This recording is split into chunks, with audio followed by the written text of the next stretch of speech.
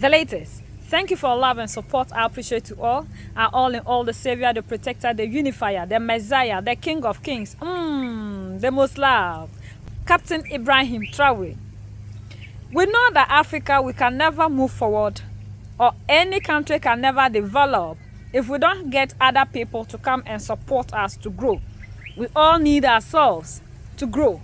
So for that reason, our all in all Captain Ibrahim Traore is calling on investors. This is an opportunity for our brothers and sisters who are living outside of the continent and those who are living in the continent to also contribute their quota to the development of Africa. We all yearn to see a better Africa, and we all sit down to point fingers at our leaders who are corrupt, and that is the reason to which no matter how much we have to support, we are not giving out. But Mali, Niger, and Burkina Faso are not these kind of leaders. So anybody that has something that can support, you are welcome in Burkina Faso. Captain Ibrahim Traore has opened the doors to all investors to come into the country and invest, but on a condition. According to him, we are not building a country that will be a country full of debt for the next generations, like what we are seeing with these democratic elected ones. Even children that are born are owing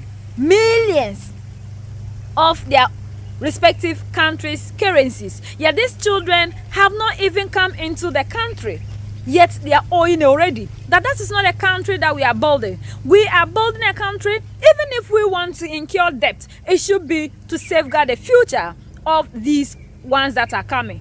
So that Burkina Faso is faced with security issues. These people, Yellow Popo, will not allow them to rest. They are doing everything possible to destabilize these countries so that it will look as if because they have left. That is why they are having insecurity in these respective nations. But you and I know, and all in us have made it clear where all these things are coming from. So that you should come. Food insecurity.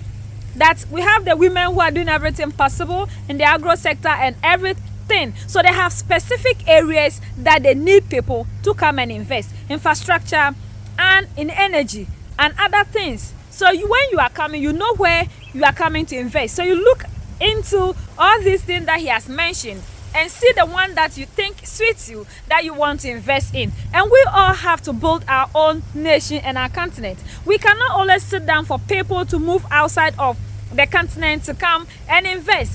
When Captain Ibrahim Traore, the fiery young leader of Burkina Faso, stood up and declared, "It's not just the currency. Anything that maintains us in slavery will break those bonds," the West snickered. France, that old colonial master, laughed through its crooked teeth, and some African leaders, those spineless puppets who've grown fat off the crumbs of imperialism, rolled their eyes and muttered, "This young man doesn't know what he's saying." They thought it was a joke, a fleeting outburst from a hot-headed revolutionary. Little did they know that Traore, alongside his comrades in Mali and Niger, wasn't just blowing hot air. These leaders had plans, bold, audacious, earth-shaking plans that are now unfolding before our very eyes, proving that the spirit of Sankara, Lumumba and Nkrumah still burns brightly in the Sahel. And now the latest bombshell has dropped, straight from the lips of Niger's foreign minister, Mr. Bakary Yahou Sangare. Hold on to your seats, brothers and sisters, because this is monumental. The AES is not just dreaming of a new currency, they're printing it. Yes, you heard me right. Sangare, with the kind of clarity and conviction that sends shivers down the spine of every colonial apologist, declared, "The first tool of your sovereignty is your currency." So, the AES will definitely abolish the CFA franc, because you cannot claim to be sovereign when it's another country that prints your currency. He didn't mince words.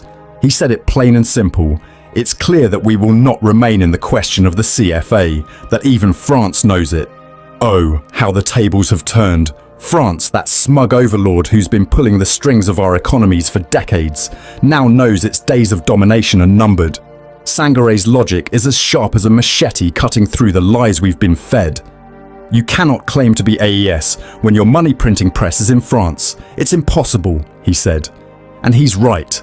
For too long, we've been deceived into believing that we're incapable of standing on our own, that we need France to hold our hands like children. But Sangare threw that nonsense back in their faces, asking, "If some have done it alone, Why won't we at 3 be able to do it? That's the spirit of Pan-African unity, my people. 3 nations standing shoulder to shoulder, ready to defy the odds and reclaim what's rightfully ours. We know our sovereignty starts by printing our own money, and we will do it, he affirmed. This isn't a maybe or a someday. It's a promise, a battle cry, a declaration of war against the shackles of the CFA franc. Now, let's talk about why this move is so urgent, so necessary. Sangaré didn't shy away from exposing the treachery of the Central Bank of West African States, BCEAO, and the West African Economic and Monetary Union, UEMOA. He revealed how these so-called regional institutions, which we've been told are ours, are nothing but extensions of the Bank of France. They have frozen money that belonged to the Nigerian state for 8 months, all because France gave them the orders to do it, he said. 8 months. Imagine that. Hard-working Nigerians, ordinary people like you and me, unable to access their own money in the banks because France snapped its fingers and said, starve them. This isn't just unfair. It's criminal, it's evil, it's the kind of oppression that fueled our ancestors to fight for independence in the first place. Sangaré painted a vivid picture of the suffering caused by this financial strangulation. People had their money in the banks and couldn't withdraw it because the BCEAO put an embargo on it, he said. Mothers couldn't buy food for their children, farmers couldn't pay for seeds, traders couldn't keep their businesses alive, all because France and its lackeys in BCEAO and UEMOA decided to punish Niger for daring to stand up. But instead of breaking their spirit, these sanctions lit a fire under the AES leaders. We have undergone sanctions, and that's what motivates us to create our own currency, Sangaré declared. You see, adversity doesn't weaken the brave, it sharpens them, it forges them into warriors. And that's exactly what Burkina Faso, Mali and Niger have become, warriors for Africa's liberation.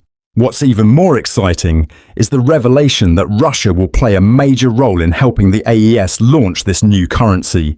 Yes, Russia. While the West scrambles to maintain its crumbling empire, the AES is forging new alliances, tapping into partnerships that respect our dignity and support our sovereignty.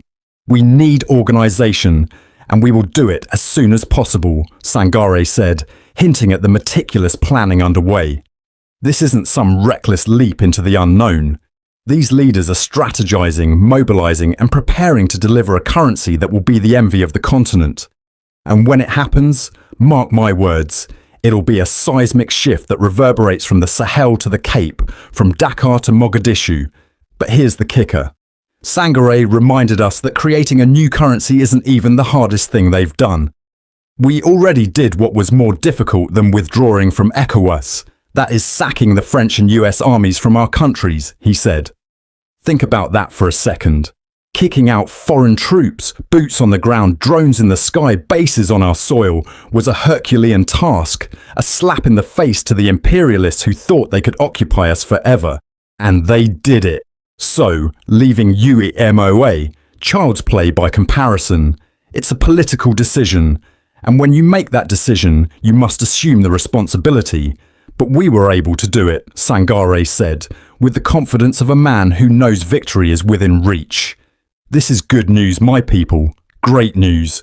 It shows that these leaders are not just dreamers, but doers, not just talkers, but fighters, determined to break every chain of slavery, starting with the CFA franc.